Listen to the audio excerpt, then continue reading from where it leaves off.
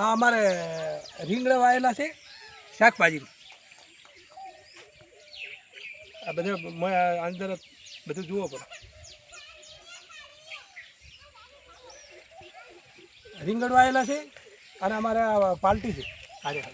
આજે રીંગણ નેદવાનું ચાલુ છે અને અમારે આ ભત્રીજો છે અમારે અને જો આ રીંગણ વાયેલા છે અને પેલી બાજુ મરચાં વાયેલા છે. ચાલો તમને બતાવો.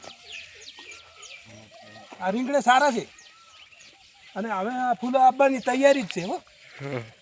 અને આ તો પેલા ગુડી કે આવશે ને ટોપલા ભરાઈને પછી બજારમાં વેચવા જશે. હા ભીલડી અમારે ભીલડી હોય નજીક પડે. રીંગણ સારા છે ને. હા જો રીંગણ સારા છે. બોલો તો કશું હોય. હજુ આ મરચાં આટલા વાયેલા છે. આ ઘર પૂરતા જ મરચાં છે અને આ વેચવા માટે. હજુ આ મરચાં છે. હવે આ ફૂલ આપવાની તૈયારી જ છે.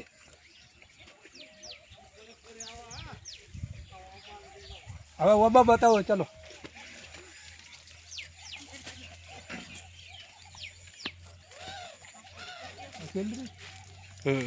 આ શેરડીનું ઝાડ છે.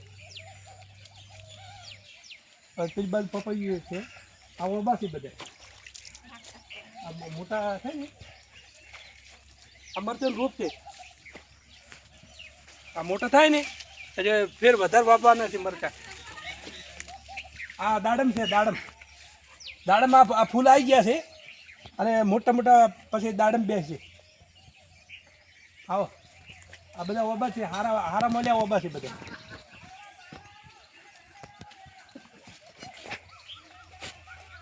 આ છે આ ખેતુરી. આ ખેતુરી છે.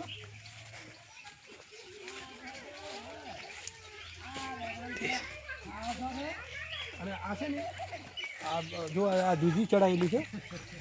આ દૂધી ચડાવેલી છે. હવે ફૂલ આવી રહ્યા છે. ફૂલ આવે છે.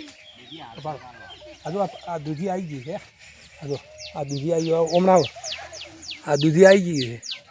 હવે ગમે એમ શાક બનાવો. આ ગાર છે. આ બધું આ લીધું ને પેલી દૂધી આવેલી લીધી.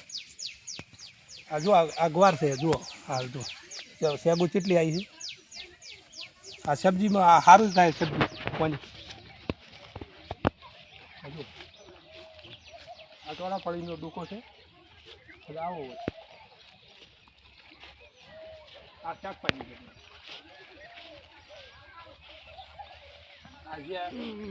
આ કાળી ગઈ છે. અંદર કાળી ગઈ છે. આ ગવાર છે. આટલો આ સબ્જીમાં વધારે આવે ને તો વેચાય. લો તો આવજો હો.